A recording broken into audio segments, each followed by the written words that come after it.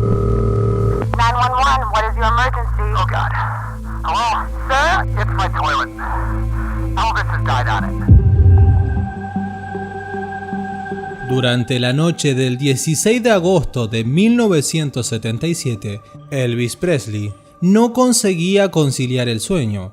Hacía noches que pasaba sus horas caminando por su gran mansión, preparándose sándwiches abundantes en calorías, escuchando discos y mirando televisión. Sí, daba vueltas y vueltas en su cama sin poder dormir. Aquella noche se levantó, transpirado, con algo de dolor en una de sus muelas. Estaba muy molesto, por eso se encerró en el baño con una importante dotación de sus píldoras preferidas y un libro escogido al azar de su extensa biblioteca sobre temas ocultos. Cerró la puerta atrás de sí y ya no volvió a salir. Su novia, Ginger Alden, lo encontró unas horas después, mientras los primeros rayos del sol se colocaban entre las nubes. Estaba rígido, boca abajo. Sí, con tan solo 42 años y más de 130 kilos, el rey del rock había muerto.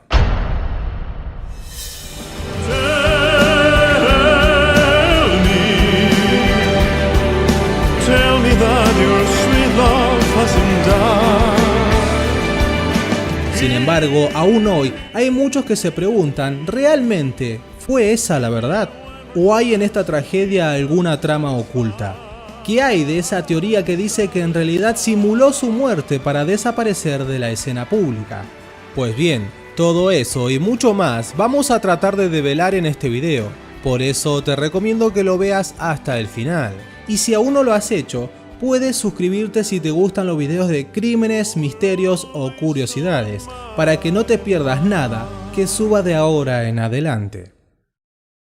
Pero bien, en este momento es cuando te invito a que te pongas cómodo o cómoda y que te prepares para viajar un poco en el tiempo. Vamos a ubicarnos precisamente en enero de 1935, mes y año en el que nacía aquella persona que cambiaría la forma de percibir el rock, la música en general y los shows musicales como espectáculos. Sí, hablamos de Elvis Aaron Presley. Lo primero que tenemos que saber es que el nacimiento de Elvis trajo a su familia un sabor amargo, y es que su madre dio a luz a gemelos idénticos, pero a solo 35 minutos de nacer, solamente Elvis sobrevivió. Para muchos, en este dato del gemelo se esconde parte de una gran conspiración, pero no nos adelantemos en la historia, es que ya vamos a hablar de esto más adelante. Por ahora nos basta con saber que desde pequeño Elvis no mostró pasión por los estudios, únicamente demostraba interés por el béisbol y la música, por lo que fue significante para él cuando a los 13 años, junto a su familia, se trasladó a Memphis, Tennessee, uno de los centros de la actividad musical del país. Inquieto, perseverante y pasional, ya para 1954, Elvis comenzó su carrera artística.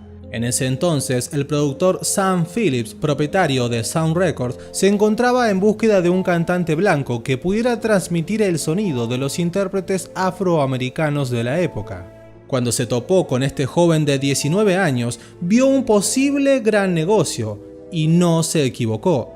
La leyenda no tardaría en empezar a forjarse.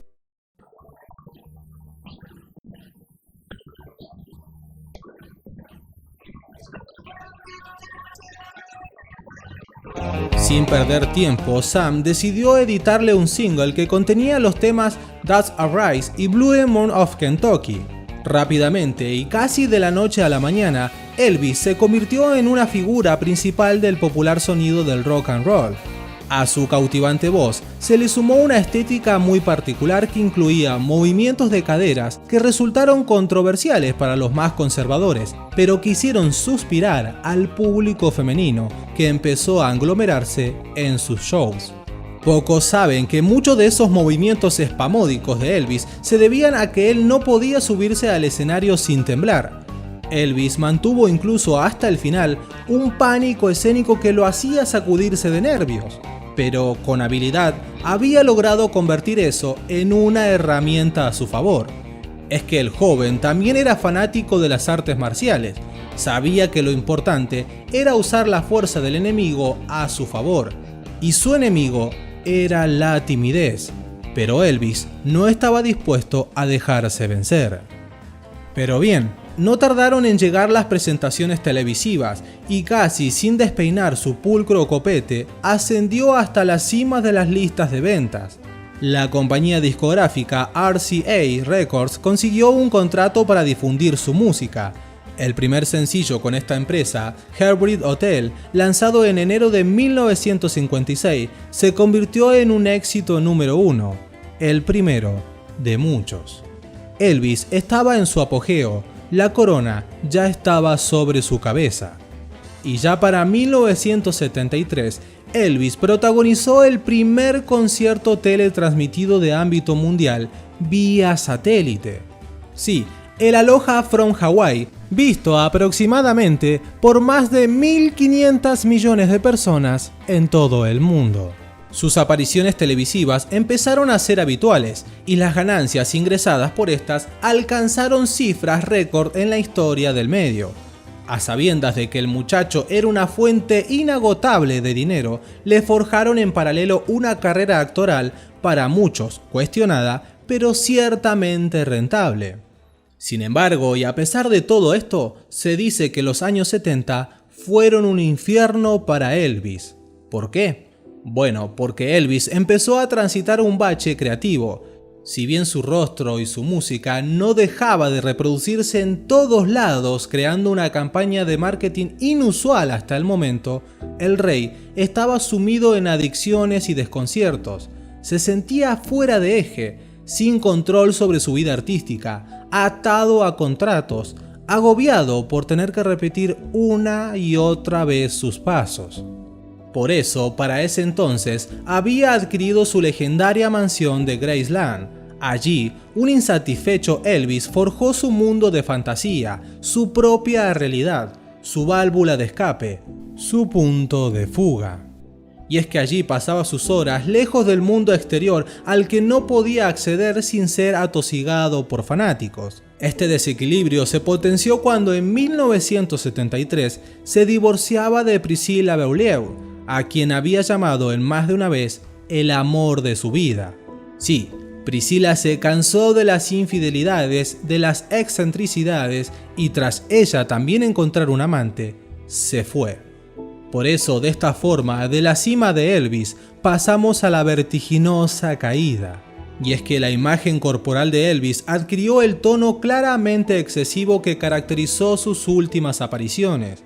Exagerado tupé, transpiraciones abundantes, trajes de cuero blanco demasiado ajustados con tendencia a perder sus botones. Pero fuera de eso, habían tres cosas que preocupaban especialmente a Elvis en los días anteriores a su muerte. Elvis What is Happening? Elvis, ¿qué pasó? Un libro escrito por dos ex guardaespaldas se había publicado hacía solo unas semanas y aireaba crudamente todas sus miserias. Y es que tras la separación con Priscilla, Elvis había encadenado y solapado varias novias, con las que al parecer prefería mantener una relación infantil, incluso mística, antes que sexual. Pero a quien finalmente terminó conquistando e incluso le regaló un anillo de compromiso fue a Ginger Alden, que tenía 22 años. Ella pasó los últimos días de Elvis viviendo con él, lo acompañaba a todas sus giras, pero lo hacía media renegada y con desconfianza por todo ese ambiente al que ella no estaba acostumbrada a manejarse. Por otra parte, el mismo día 16, Elvis debía iniciar un nuevo tour, sí, el sexto de ese año. De esta forma, finalmente llegamos al 15 de agosto de 1977.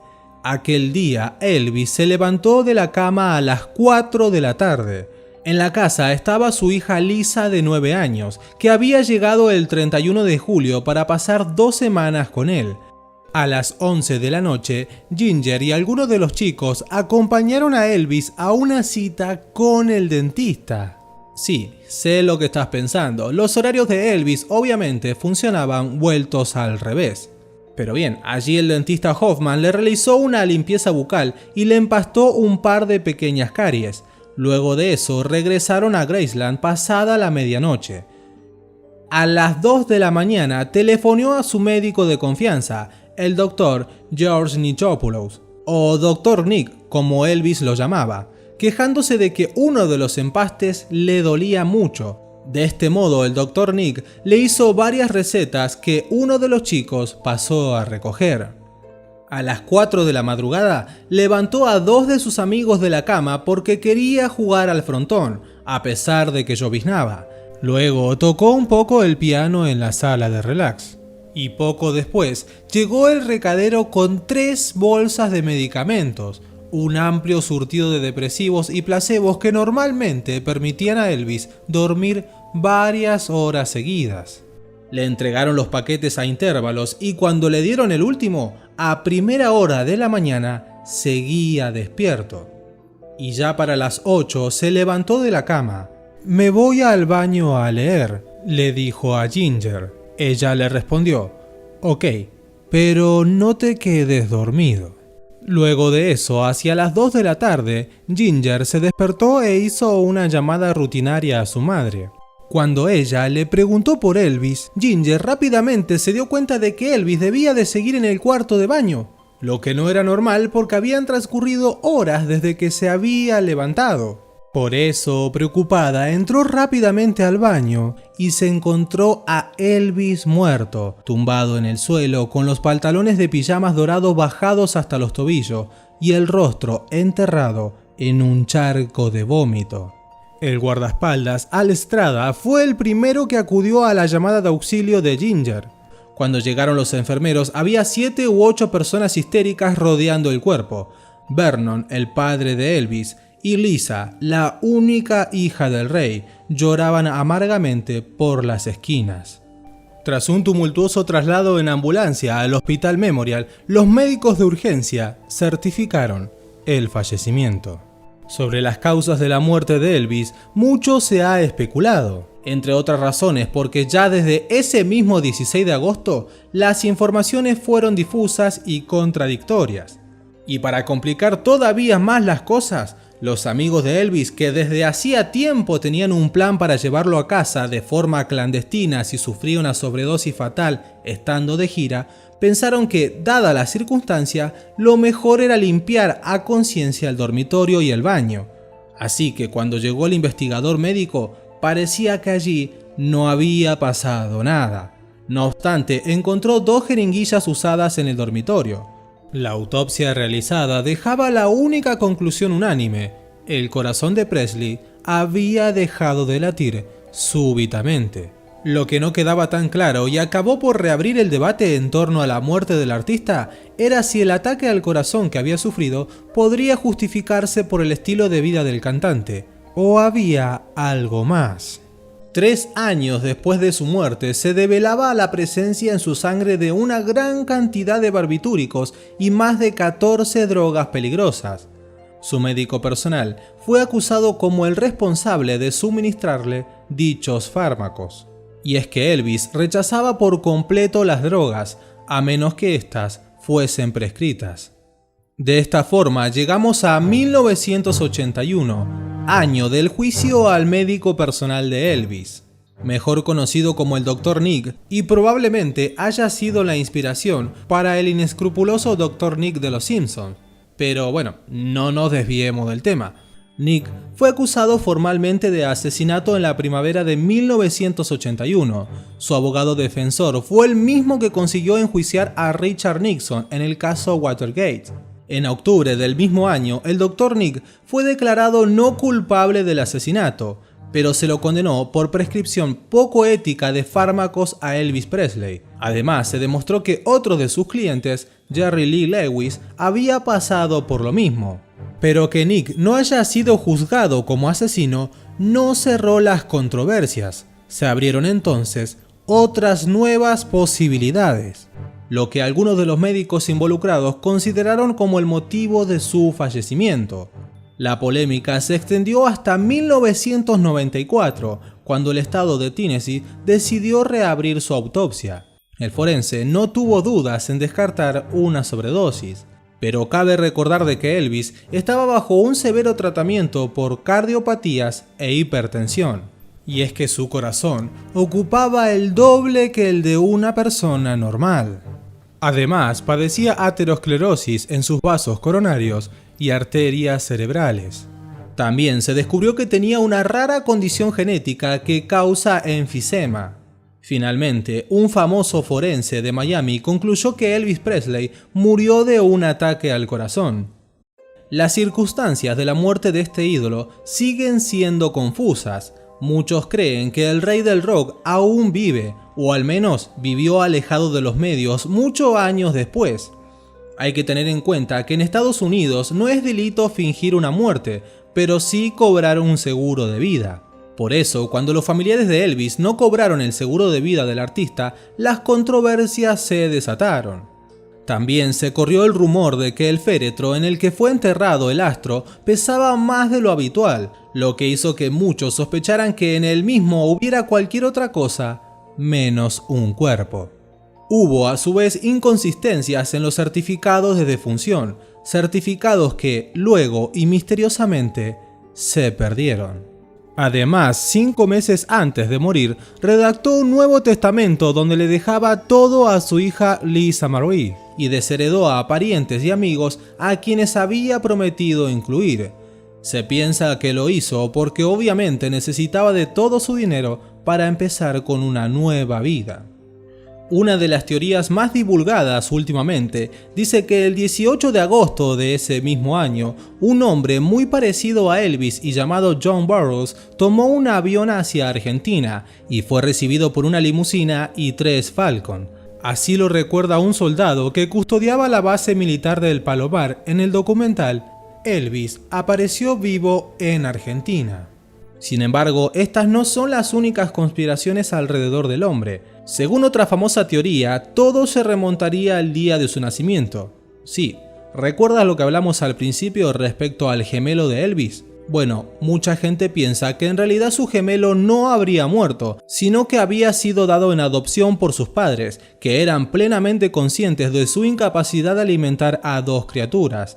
Luego, un Elvis ya famoso había muerto durante el servicio militar y las autoridades, ante el conflicto de hacer pública esa noticia, habían rastreado su historial personal y habían dado con su hermano, que a partir de ese momento lo reemplazaría. Los misterios de famosos como Elvis nunca quedarán del todo develados. Mientras tanto, la mansión del rey sigue siendo uno de los lugares más visitados de Estados Unidos. El inodoro en el que murió es el único lugar de la propiedad al que no se puede acceder. Sí, ese último trono permanece cerrado para el público. Elvis marcó a toda una generación y su legado aún se sostiene. Muchos de los récords que rompió aún hoy no fueron superados y está más que claro que el rock no sería lo que es ni hubiera alcanzado tal popularidad sin su carisma, sus bailes y su seducción. También fue precursor en llevar una trágica relación con la fama, algo que también se haría habitual entre los artistas que vendrían luego. Elvis es además el personaje con más imitadores, y tal fue el mito que instauró que son millones los que se niegan a aceptar su muerte y sostienen la esperanza de algún día poder cruzárselo en el lugar menos pensado.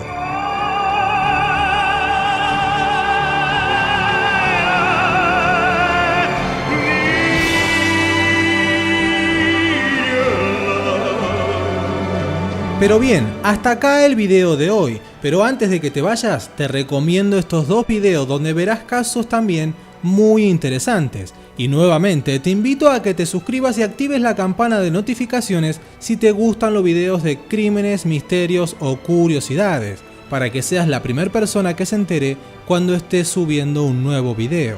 Y bien, mi nombre es Gabriel Navarrete, esto fue Grandes Misterios, nos vemos en un próximo video. ¡Chao!